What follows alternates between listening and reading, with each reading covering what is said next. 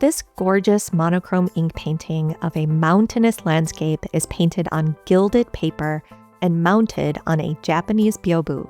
But what is a BYOBU?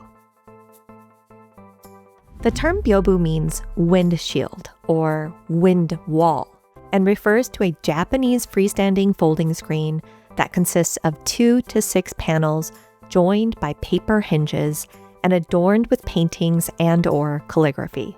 BYOBU originated in China, but according to the Nihon Shoki, or the Chronicles of Japan, one of Japan's earliest histories, they were first introduced to Japan in the 7th century as a gift to the Emperor of Japan from the Korean king of Shilla.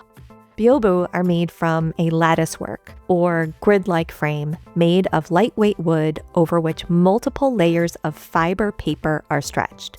The top layer of paper forms a surface for a painting like the one seen on this early 18th century BYOBU by Japanese artist Ogata Korin. BYOBU are portable objects used in private residences, aristocratic mansions, temples, and castles as decorative backdrops and as room dividers that could create private spaces within open interiors. A 2-panel screen like this one could cover a corner of a room.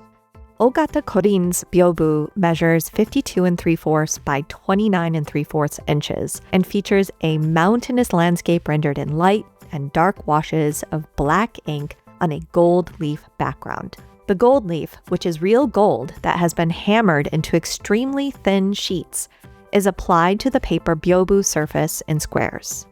Ogata Korin painted his landscape directly on top of this resplendent backdrop. In the foreground, we see 3 rock formations connected by curvilinear lines of ink. The rock formations look as if they were rendered with quick strokes of Korin's brush. From the smudges of ink that appear around and above them, we can imagine trees and bushes. On the right panel, as our eyes move diagonally from right to left and from the highest peak down the mountainside, we see the roofs of structures nestled in this fantastic landscape. Light washes of ink above that cut across both panels hint at majestic mountains in the distance. The painting is surrounded by a border of brocade silk and then enclosed in a lacquered wood frame. Lacquer, which is a finish made from tree sap, gives the frame its glossy appearance. BYOBU were not only popular in Japan. In the 17th century, Japanese objects became extremely desirable in the Spanish Viceroyalty of New Spain and were imported via the Philippines on ships called galleons.